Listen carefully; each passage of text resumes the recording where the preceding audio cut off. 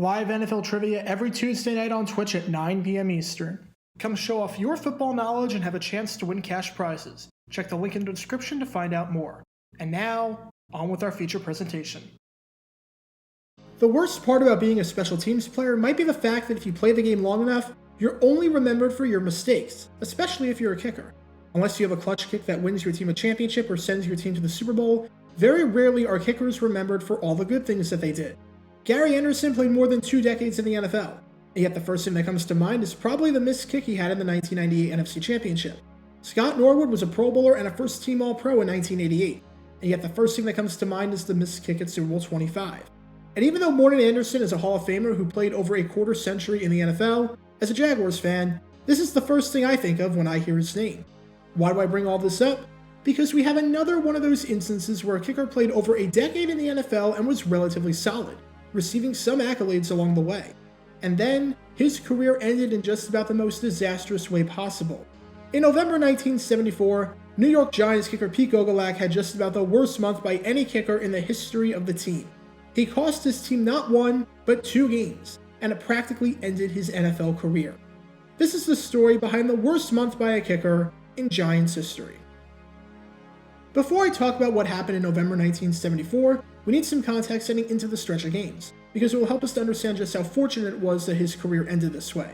Our story here involves Hungarian kicker Pete Gogolak, who entered professional football in 1964 after getting drafted by the Buffalo Bills.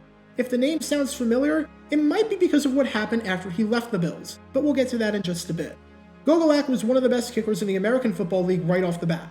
In 1964, as a rookie, he finished second in field goals made and in field goal percentage, hitting over 65% of his kicks. And he followed that up in 1965 by hitting over 60% of his kicks, which ranked second in football, and by making 28 field goals. Not only did that lead the AFL for the 1965 season, but in the short 6-year history of the league at the time, Gogolak's 28 field goals was a league record. His ability to be consistent and reliable when called upon played a part in the Bills winning the 1964 and 1965 AFL championships. However, in 1966, he found himself on the New York Giants. To make a long story short, Gogolak found himself playing an instrumental part in the merger between the AFL and the NFL, with a lot of historians pointing to this signing as the reason the two leagues began talking about a possible merger. There was a gentleman's agreement between the two leagues not to sign veteran players, and the Giants, needing a kicker after the kicker from 1965, Bob Timberlake, went 1 for 13, decided to poach Gogolak from Buffalo, thereby breaking the agreement.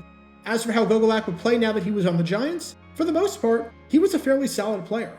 While he wasn't quite able to keep up the production he had with the Bills, he was still one of the better kickers in the NFL, ranking inside of the top 8 in field goal percentage 4 times with New York. And there were a few clutch kicks in there as well. In a 1970 game against Washington, he hit the game-winning field goal in the 4th quarter to give the Giants a 27-24 victory. With no time left in a 1973 game against the Philadelphia Eagles, he hit the game-tying field goal to make it a 23-all game, before the NFL had overtime in the regular season. Gogolak, for the most part, was a solid kicker. In November 1974, though, he would have just about the worst month by any Giants kicker ever. November 10th, 1974. It's the New York Giants against the New York Jets at the Yale Bowl in Connecticut in a battle for supremacy of 2 teams that would eventually play their games in New Jersey. It should be noted that outside of the obvious bragging rights for New York, the game had no implication on the season whatsoever. The Giants entered this one at 2-6, 3 back of Washington for a playoff spot with 6 to play, and tied with San Francisco and Atlanta for the worst record in the NFC. Their season is over. The Jets entered this one at 1-7, 5 back of Buffalo for a playoff spot with 6 to play, and tied with the Baltimore Colts for the worst record in pro football. Their season is also over. As for how the game turned out, when you have 2 really bad teams going up against each other, you can sometimes get exciting games in the process, and that's exactly what happened here. Excluding 0-0, the score was tied at 3 separate points. At no point was either team up by more than 1 possession. And in the 4th quarter, with the Jets trailing 20-13, Joe Namath did it himself and ran for a 3-yard touchdown to tie the game at 20 apiece. Just like that, we were playing overtime, in what was the very first regular season overtime game for both of these teams. The Giants got the ball to start the OT period, and were able to get it down to the 25-yard line. Facing a 4th and 1 situation, the Giants had a big decision on their hands. Do you try and pick up the first down and get a bit closer, or do you try and kick the field goal and win the game? Gogolak wasn't great on kicks from 40-plus yards out, only going 4 for 11 in that department in 1973. He had already missed a kick today, and was just 4 for 9 on the season entering this game. It's a tough call, and after the game, the players on the team were divided. Some, like running back Joe Dawkins, said that going for the field goal was smart, saying there was no reason to take a chance like that in a sudden death game. Others, like center Bob Hyland, said that the Giants had been good in short yardage situations all day, and because of this, they should have gone for it. But they decided to trot out the field goal unit. Here was a chance for Gogolak to win the game from 42 yards out, and he missed the kick, wide to the left. He was distraught as the Jets got the ball back and then won it after Emerson Boozer scored on a 5-yard touchdown pass from Joe Namath. And if that wasn't bad enough, after the game, Gogolak made up the worst excuse possible for why the kick missed. We've heard tons of excuses for missed field goals from kickers, from a bad snap to a bad hold to bad wind to bad footing to a defender touching the ball. But I'm not sure we've ever heard one quite this bizarre. Because after the game, Gogolak was livid because in his eyes, he didn't miss.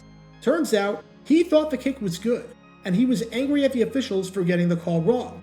Gogolak said it wasn't even close. It was a foot inside the left upright.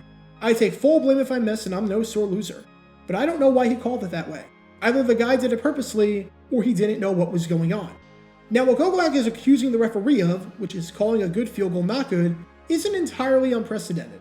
You saw this in the 1965 Western playoff between the Baltimore Colts and the Green Bay Packers, with what might just be the worst call in the history of the NFL. I made a video about that call, along with a whole bunch of other bad calls, so you can go check that out by clicking the card in the upper right corner. And if the Giants truly lost this game because the referees didn't know what they were doing and robbed Gogolak of a made field goal, that would be an absolute shame and some disgraceful officiating. The only problem? That never happened. The kick was not close. I don't know what the heck Gogolak was seeing, but it definitely wasn't a made field goal. When Giants teammates were asked about Gogolak's complaints, none of them defended him. They all unanimously agreed that the kick was no good. One Giants official said, "It was wide about 6 inches. I was right under it." So now you had a kicker who missed the field goal who was blaming the officials for calling a missed kick no good.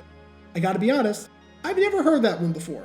That is quite the embarrassing moment for a kicker to have. Already, the month of November 1974 was off to a bad start.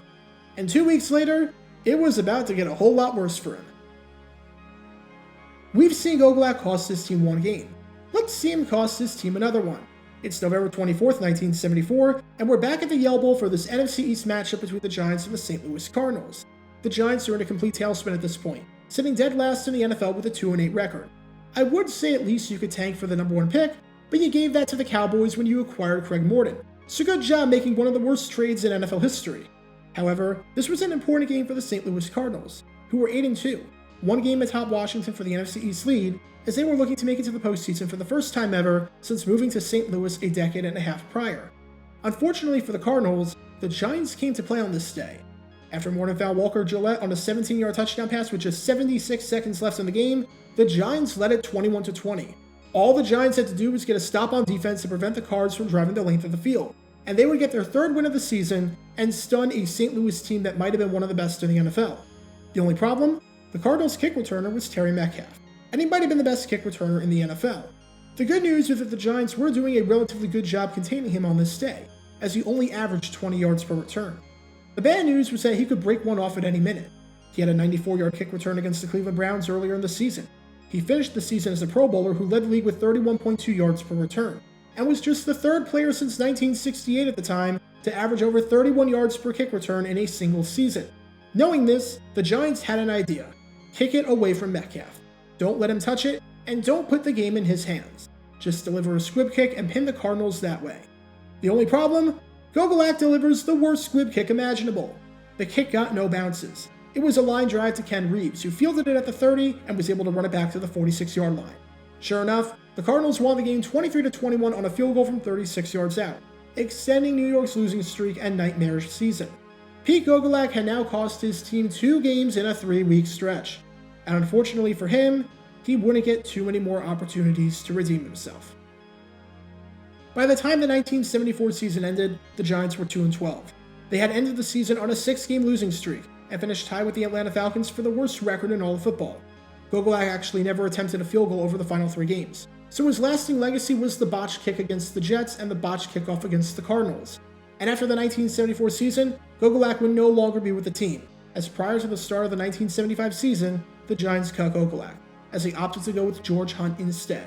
Hunt wasn't great by any means, and he only played 1 year for the team, but he didn't cost his team 2 games in a 3-week stretch like Gogolak did. The sad part about all this is that, as I said before, Gogolak was a pretty solid kicker for most of his career. By no means was he the best kicker in football, or one of the best, at least when he was with the Giants, but he was a consistently good kicker that you could put in the top half of the league. He played 9 seasons with the Giants, and is a member of the Ring of Honor. And there are so many cool things about Gogolak's career that are worthy of discussion all by themselves. From the merger incident, to his application to the US Army in the late 1960s, to being the first soccer-style kicker in the NFL. He was a pioneer in many ways, and deserves to be remembered fondly. However, for many Giants fans, their last impression of Gogolak was how they remember him, and that was as the kicker that had just about the worst month possible. To cost your team 2 games in 3 weeks, and to do it in absolutely spectacular fashion, from insisting that a missed field goal in overtime was good, to just needing to bounce the ball on the squib kick and failing to do that, it's never a good thing.